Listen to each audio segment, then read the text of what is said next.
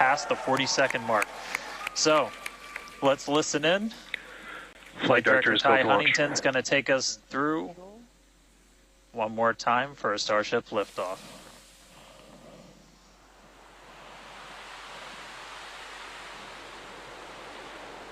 T-minus 15. 10, 9, 8, 7, 6, 5, 4, 3, 2.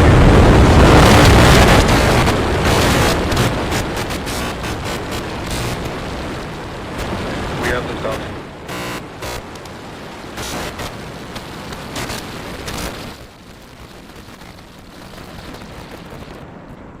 Vehicle is pitching downrange.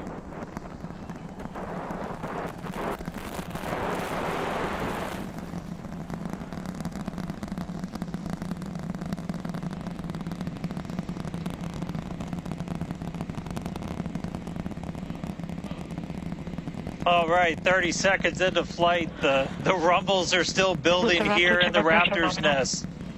We're seeing 32 out of 33 engines lit on the Super Heavy right now.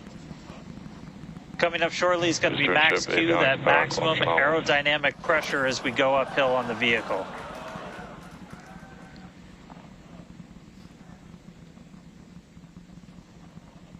Max Q. All right, we just passed through max Q, so we're going to continue on up. We still have about a minute and 30 seconds until we get to stage separation. Starship now flying faster than the speed of sound.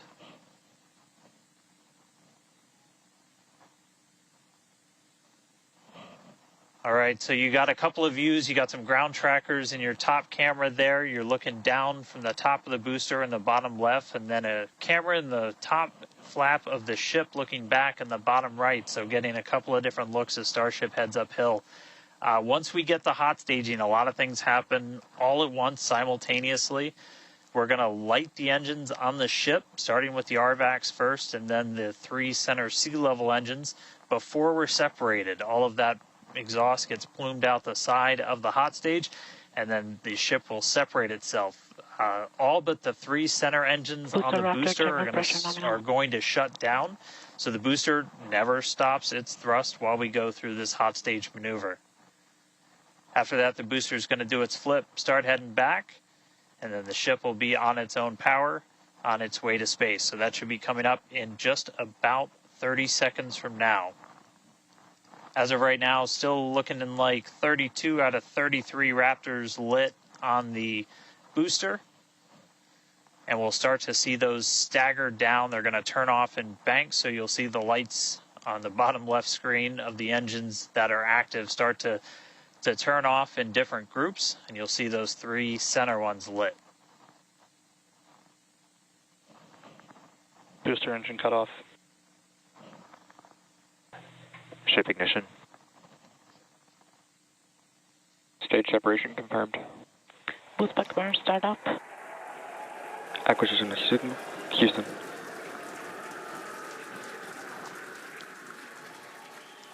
Hot stage confirmed. Ship under its own power. Booster boosting back. Looks like all 13 are lit. Kate, we got a booster on the way back to the Gulf and a ship on the way to space. Acquisition signal. Status. Ship chamber pressures are nominal.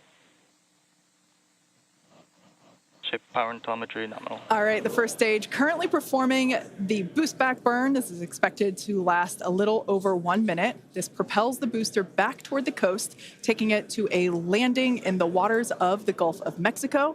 As you can see on your screen in the bottom left-hand corner, we were only using the 13 center engines from here on. Boost back burn shut down. Heard confirmation there of good boost back burn shutdown. Stage 2 tank pressures are nominal.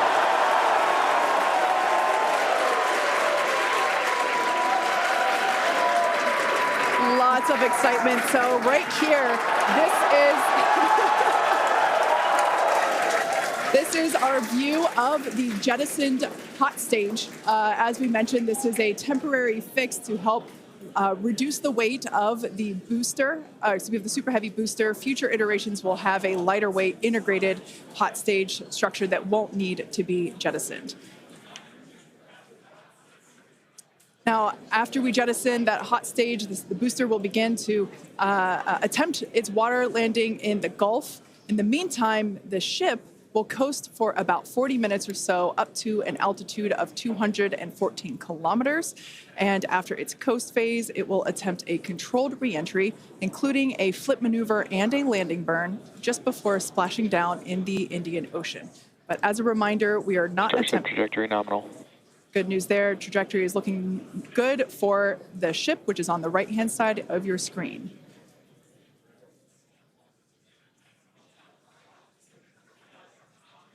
At this point in time, as you can see, we have no engines lit on the booster. It is coasting back toward the Gulf of Mexico for a water landing, and ship under power of all 6 Raptor engines. There's 3 sea level and 3 vacuum Raptor engines that are lit, as we can see on your screen.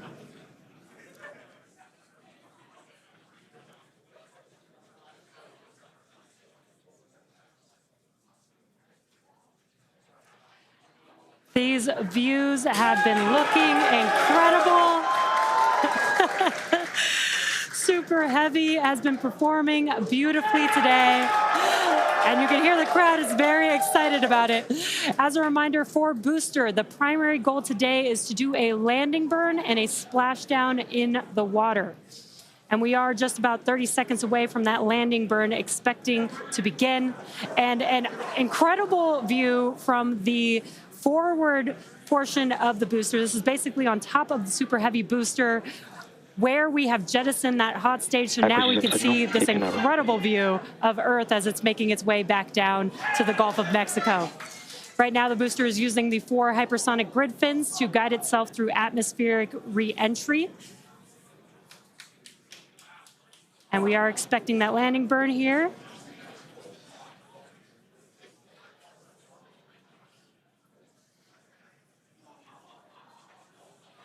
And we will be igniting 13 engines, and this is a great view. On your left-hand side is 3 views from the booster, and your right-hand side a view from the ship.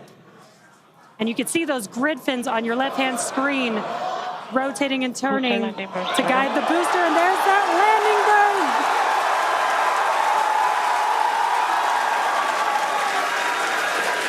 That landing burn just begun, and you can see the water below.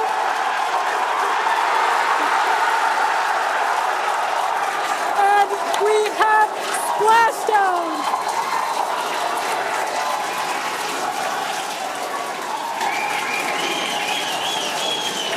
What an incredible sight.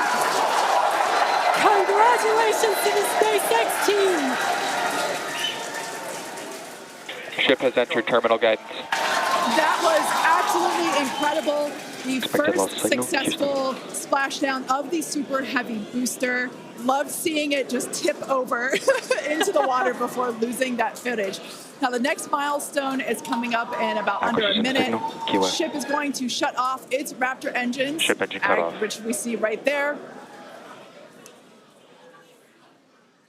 As we mentioned before, today's test flight is not an orbital flight, but rather one that demonstrates the Starship's orbital capability.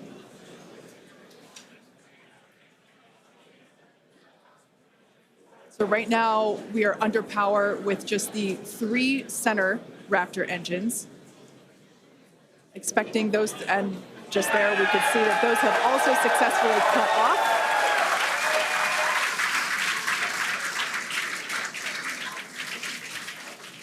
Ship FDS is saved. What an incredible... Nominal orbit insertion. Oh, there's great news there. The call out we were hoping to hear. Amazing views once again from Starship. We have our second Starship in space. These live views being brought to us by Starlink, which is on board the ship. Dan, what an incredible view we have once again. So exciting. We got another ship in space. I'm I'm like still jumping up and down. I'm Expected like, loss signal. this whole building was going absolutely insane when we saw the booster hit the water. I mean, wow. Congrats to everybody that's just been putting in insane amounts of hours on everything to make this thing a reality. And I feel like every single time we do one of these, we're seeing something wildly new. We got to see the hot stage Jettison and the booster in the water. But just to recap real quick over everything that's happened. So we lifted off at 7:50 a.m. only 9 minutes ago. How has it only been 9 minutes? 7:50 a.m. Central at 12:50 UTC. We saw 32 of the 33 Raptor engines on Super Heavy make the ascent. We had successful cutoff, successful hot staging, all 6 engines on the ship, powered it all the way into a nominal orbital trajectory. And we've already been getting some live views from the ship on board. After that, the booster was able to do its boost back burn. Oh, this looks like we're actually getting some views from the ground still, potentially from Florida, of the ship as it's up there. That's a view from some of our tracking cameras on the ground in Florida. But the ship, we just heard successful orbital insertion, so it's right where it needs to be and is now going to continue on its way to coast until it comes to reentry. But I mean, the booster, successful boost back burn, jettison the hot stage, and then a landing burn. It looked like we saw 12 of the 13 engines light up, and then that first ever soft splashdown in the water. So a whole lot still to come. Ship now on its way to its primary objective of entry. That's going to be coming up in just under 40 minutes from now. So a lot still to come, but wow, what a 9 minutes to start this mission off. So can't wait to see what entry is going to show us, but that launch was incredible. Back over to you, Jesse and Kate. Wow. I am still trying to catch my breath here. That was some incredible views that we have never seen before. It has been nonstop since liftoff, and with the booster having completed its job for the day, we're going to take a short break for about the next 28 minutes, and we'll return while we're going to take a break while the ship is continuing to coast before re-entry. Exactly. As with Flight 3, Starlink may enable us to talk with the ship through re-entry with no communication blackout. We are still testing Starlink during this phase of flight, so of course nothing is certain. However, if we do have views, we will be sure to bring those to you live. Views such as the one, that we had. Well, of course, because I said it went away. So we will try to bring those to you live. Exactly. Views or no views, we'll see you back here at T plus 40 minutes for coverage of Starship's re-entry, flip maneuver, landing burn, and splashdown.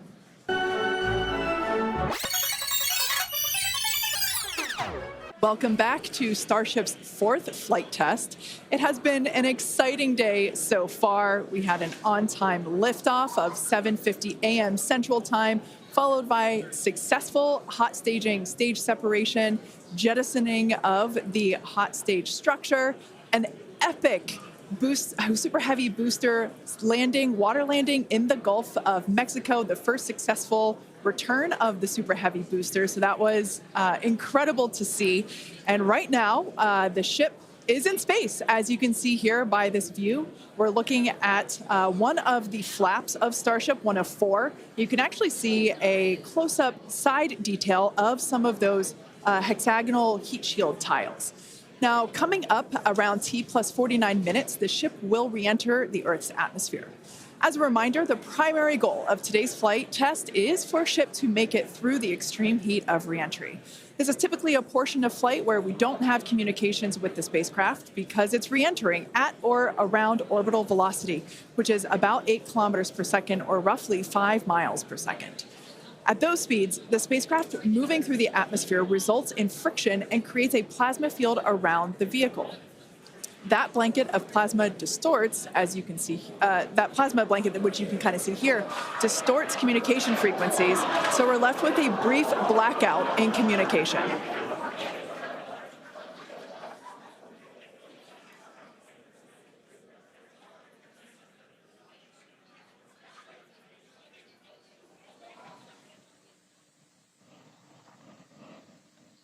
Yeah, that's right, Kate. And Starlink's what's really allowing us to capture as much data as possible, especially through this reentry. Updated animation landing burn. I hope we get to see it for real today. But these live views that we're getting now and we're going to continue to get are through Starlink. That's going to allow us to get as much data as possible, which we've said it before. We're going to say it 9,000 times. The data is the payload on these flights. So as much as we can learn, that's just going to pay dividends on all of our future flights and help us get Starship to an operational phase. Reentry, obviously a really critical phase of the flight, and it's the one that we're now most focused on cracking to get us closer to that full reusability.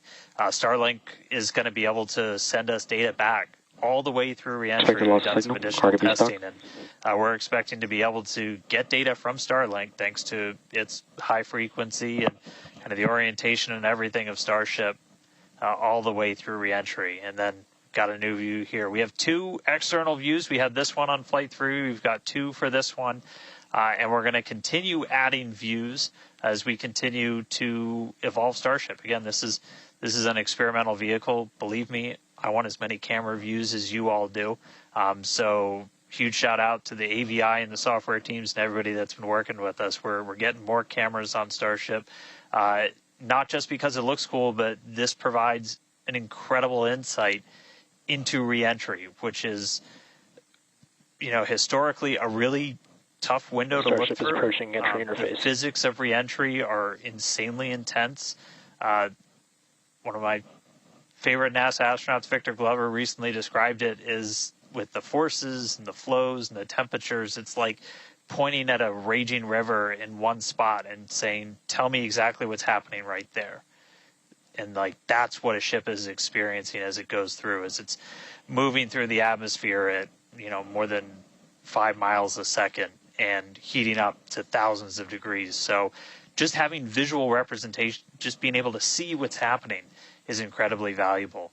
So these views are going to be through Starlink. We've got this one. This is in one of the forward flaps looking back. So if you see it rotating around, that's because, again, it's embedded in one of those forward flaps. So as we get through and we start to build up density in the atmosphere, this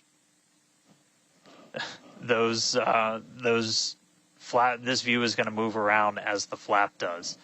And then the other one we had a little bit earlier is looking at one of the other forward flaps on the other side. Eventually, we're going to keep adding more cameras to Starship, get a couple of different views from the outside of all the different areas, and then also eventually to be able to see payloads once they're deployed. So a lot more exciting stuff coming up in the future. But right now, we're getting closer to reentry. Again, we're going to be moving at hypersonic speeds at more than 5 times the speed of sound. We're going to see that plasma start to build. So, Kate, Jesse, excitement coming up. Yeah, as you can see with that view on your screen, again, high def brought to us by Starlink. We can see the plasma beginning to build as the ship is getting closer to the Earth's atmosphere. Now, let's talk a little bit about how Starship will survive reentry, hopefully, and control itself. Exactly. We've been talking about this entire flight test. There's 18,000 hexagonal ceramic tiles surrounding the bottom portion or the Earth-facing side of the ship. Through 100 kilometers altitude, good altitude for entry. Great call-outs there.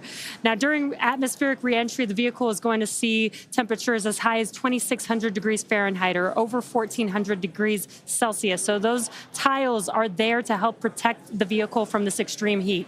Yeah, and the flaps will help control it. Now, one noticeable difference I see immediately, those flaps are not moving as much as they were on Flight 3. So that is a great sign, right? We had unplanned loss of roll control on Flight 3, so we added some additional thrusters, and we can see that they're working well, and we have a much more stable view. So those flaps, there's 4 of them, 2 at the top and 2 at the bottom.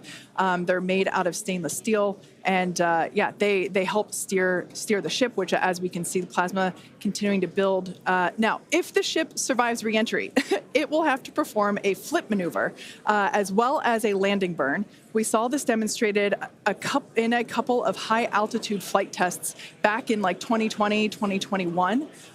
Similarly, temperatures increasing on the nose within expected ranges. Great news there. It sounds like the temperatures that we are getting during this point, which again, we usually don't get during spaceflight because of this plasma. We're getting this live. This is a great news. So similarly to, for example, the serial number 10 test that we saw a couple years ago, we're hoping to duplicate that again today. Hopefully we will see it live.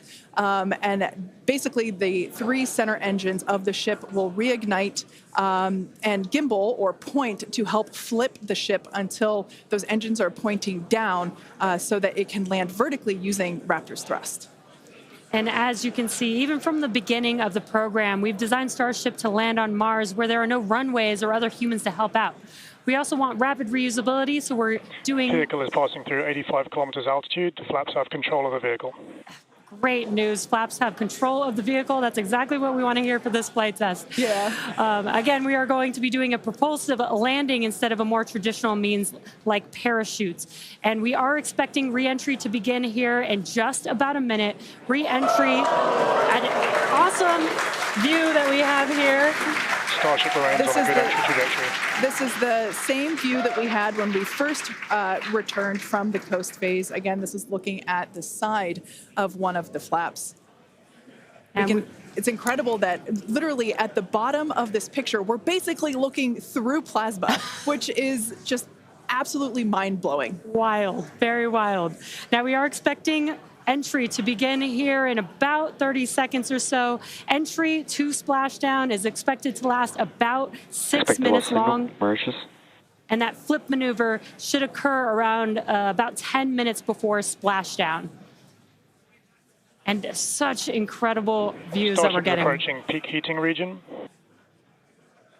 Great call-outs there.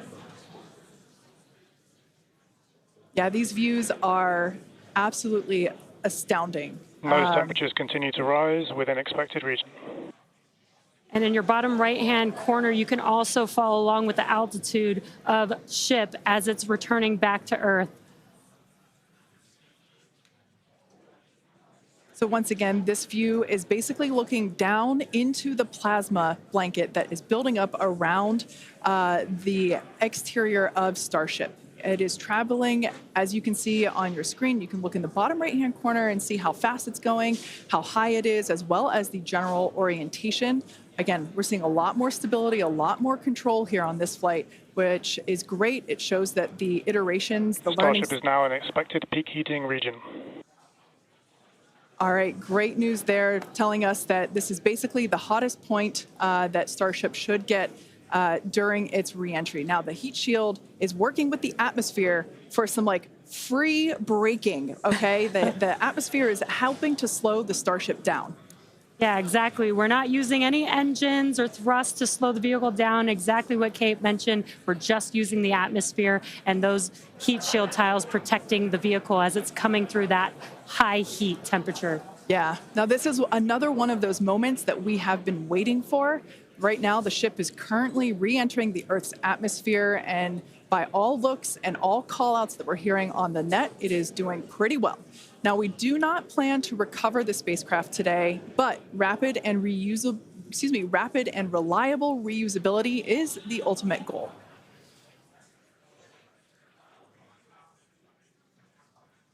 And just pausing to just take in this incredible new and different view that we're seeing.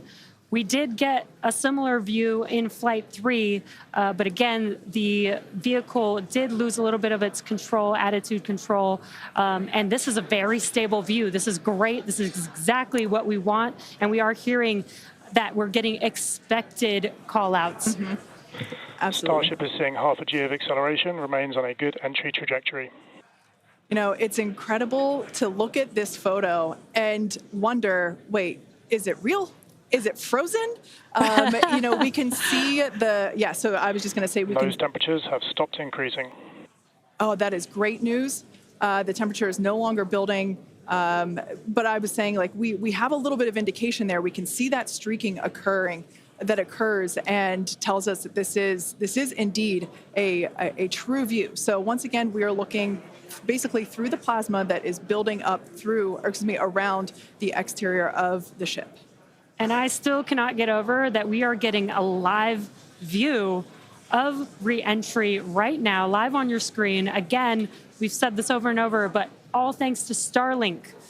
We are able to use Starlink in space, which we're getting this incredible data. And not only just the data from the sensors, but getting live imagery of what is actually happening, which is great, which we've never been able to do live before. Right. Now, just a quick future outlook here. So in about, let's see, at T plus about 1 hour and 2 minutes, we should hear a call out for entry transonic. That means that the ship is going near the speed of sound.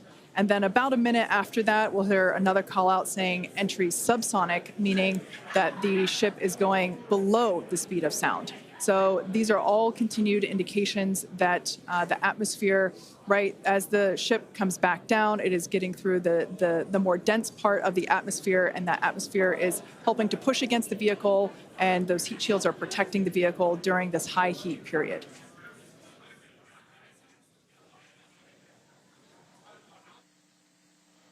Yeah, Kate and Jesse, we're starting to see as the atmosphere gets denser, you're starting to see a few more particles make an appearance in the plasma there. You can see you're looking down at the aft end of the ship in the top left, and you're seeing essentially the flame build up as we go through reentry.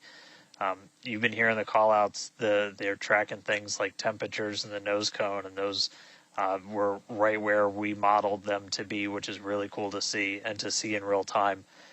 But we're coming up, we're at about 67 kilometers in altitude. Our last signal with the ship on Flight 3 was at 65, so we should be making it past that point shortly. Obviously, as you guys pointed out, we're in a much better control this time as we re-entered in the right attitude, and our flaps have been steering the way so far. Once we get through transonic, that's when you've got essentially Raptor landing bird.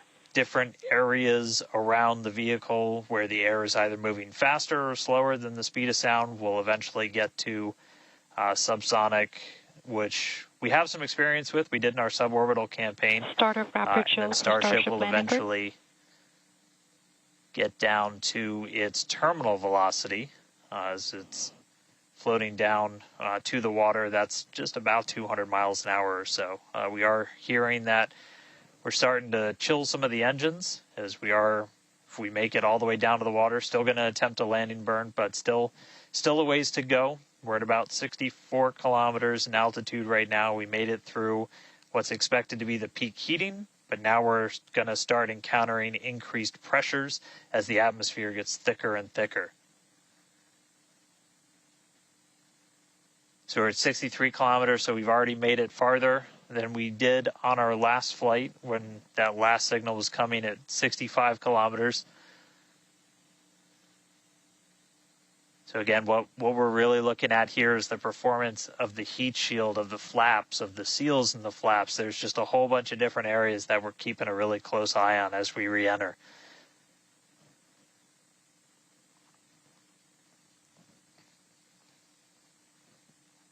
Starship remains on a good entry trajectory. And looking like we're still on a good trajectory. If you're seeing little camera moves, that's the flap moving as it continues to maintain the attitude of the vehicle as it re-enters. And I mean, not just camera views, but we've got sensors inside the ship. We've got those sensors down at the very aft end of the vehicle where we pointed out we had some intentionally missing tiles, where we've got some sensors looking at just how hot it's getting around there. We intentionally put those in essentially the least critical part of the heat shield, where if you had any kind of a breach, it wouldn't be great for reusability, but wouldn't be critical for actual making it through the reentry into the landing.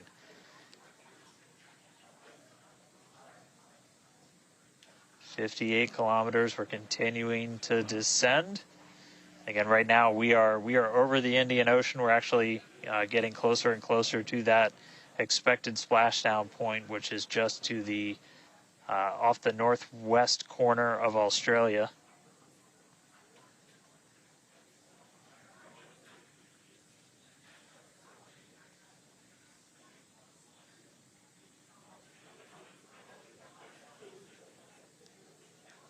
And if you keep an eye on our speed, the speed is dropping. We're hitting the thicker part of the atmosphere now. The speed's going to start dropping precipitously. We're going to start getting to transonic pretty soon, and then after that we'll get into subsonic, where we're moving less than the speed of sound. But wow, what a light show so far.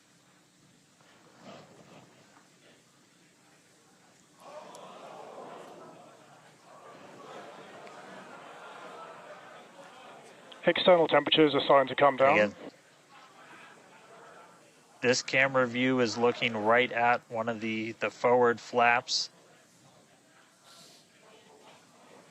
And we're strategically putting some cameras around the vehicle to just look at the different areas that looks like we got the flap starting to come apart a little. Yeah, it does appear that we have a little bit of burn through there. We can see pieces of the vehicle flying off. What a show it has been. It's been like watching Interstellar or something. This is wild to see this, but the ship is still coming down, which is incredible to see. How far can it go? That is the question. Keep your eye on the altitude in the bottom right-hand corner. We're at 54 kilometers right now. Now, ultimately, the data is the payload today. We've been saying it multiple times. Our teams are sitting, reviewing this data live, learning where the hot spots are. As you can see, there's an obvious hot spot there with the flap, and learning how we can improve this design. The goal was to get as far through this high heat re-entry as possible. Ideally, we'd love to make it all the way down and perform that landing burn and flip maneuver, but we may not get that far today. We will see. Again, this is a test, and we are gathering as much data as possible, visual data as well, which we can see here. We are getting a lot of debris covering the camera on your screen, but we can still see some of those sparks and flames from that high heat as ship is making its way back down to Earth. Ship now at 50 kilometers and closing. The good news is we still got, looks like that camera lens just cracked. It's safe to say ship's getting a little beat up, but that's to be expected on a test flight. We are still learning how to improve the ship for total survival and recovery of the high heat reentry. I'm honestly impressed that we're still getting this live view despite how much debris is coming off of this flap right now. The fact that we've got it is good news. And I may have jinxed it. I apologize. Look at that. It's back. We are still going.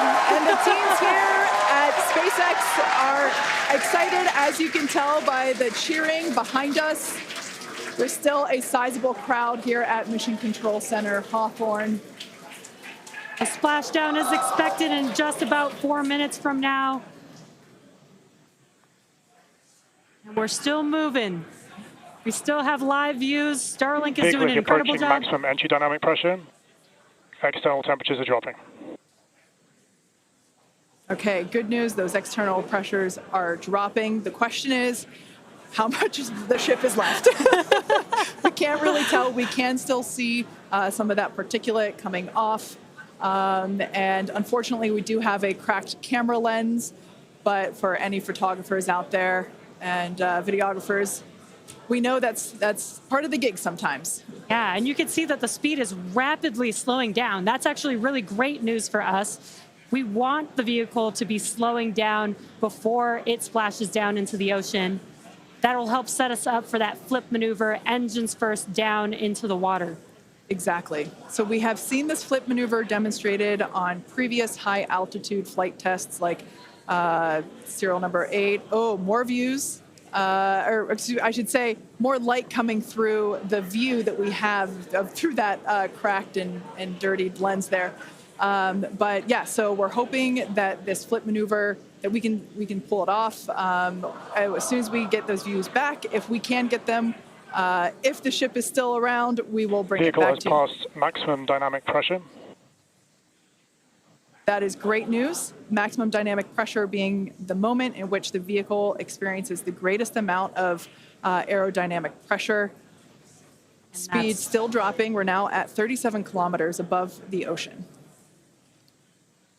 Just like Flight 3, we are targeting a splashdown in the water in the Indian Ocean. And we don't have a live view right now, but because we're still getting data and telemetry, that does tell us that ship is still doing okay, at least. And there we got that live view back. The crowd very excited to see that view, despite not being able to see very much. The fact that it's there tells us the ship is still alive. Yes, and collecting data, continuing to collect data as we get closer and closer to Earth. Yes, now 30 kilometers, now 29 above the Indian Starship is Ocean. at 30 kilometers altitude, Mach 2. Sounds like the vehicle's traveling, as we just heard, Mach 2, which is, looks like we might, I thought maybe it might clear up. It is a little bit, now at T+1 hour, 3 minutes and 13 seconds into Starship Flight 4, hoping that the ship can hang on. It's probably potentially hanging on by a couple of bolts and threads, but it's still going, and that is excellent news.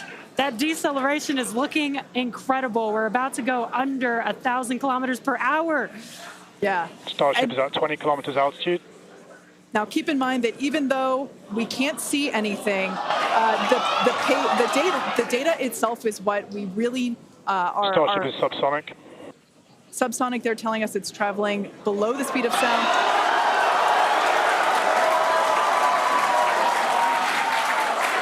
That movement means the flaps are actuating. I think we can see something. This is a nail biter. But we are, unfortunately, we can't see through the lens, but we're still getting the feed. Starship is now 11 kilometers over the ocean. All this data is incredibly important, even if, it breaks up right now. Okay, we can see that flap actuating through the glass. Starship is passing through 10 kilometers altitude. Okay, the next milestone will be initiation of the flip maneuver and landing burn. Keep an eye on the bottom right corner of your screen for those 3 center engines to relight. They will gimbal or angle so that the ship flips itself back up vertical and hopefully lands in a vertical position. And the crowd is very excited to get this view of that flap still maneuvering. Starship is passing through 5 kilometers altitude.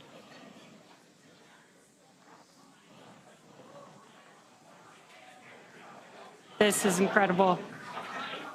We're getting very close to splashdown. These fireflies are such a good sign of life right now. We wish we could see more, but we'll take it. Starship is at 2 kilometers altitude, terminal velocity.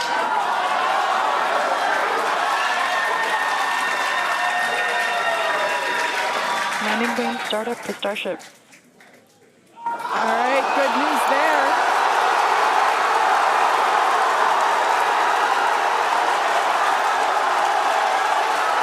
Nominal chamber pressure. Landing burn startup.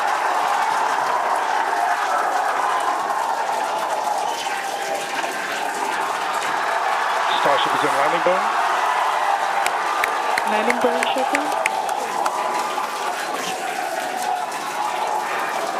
The landing burn shutdown was commanded.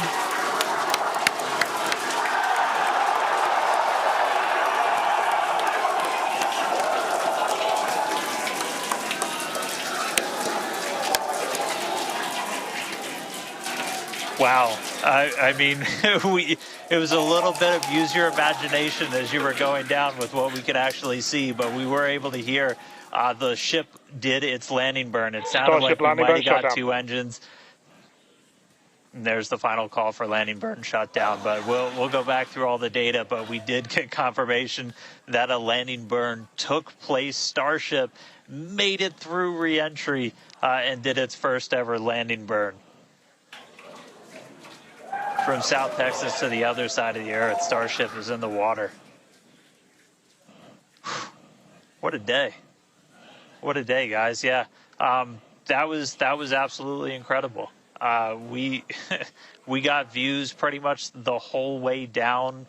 Analysis said it could do it. We weren't sure if it was going to be able to happen, but Starlink powered through, and we were able to get signal. We started to get some debris on the cameras and everything, but we were able to see it. So, I mean, what a day.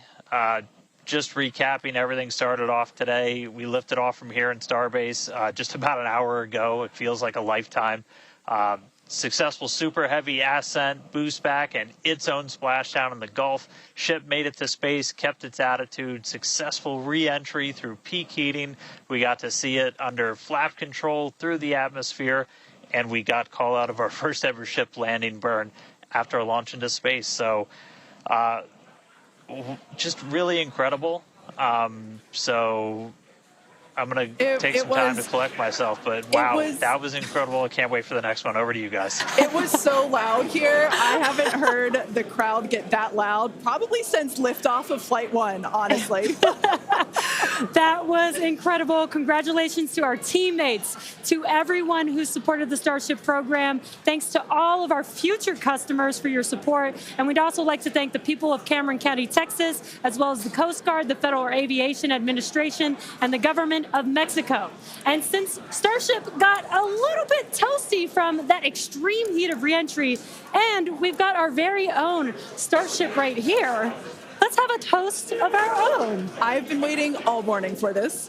Okay, may I? Light me up. Yeah. Just like Starship, I like this toasty. I'm keeping this. Now, we've got more Starship test flights coming to you soon. Be sure to follow the SpaceX account on X for more updates from today's test flight and future Starship tests. Thanks for watching, and we will see you next time.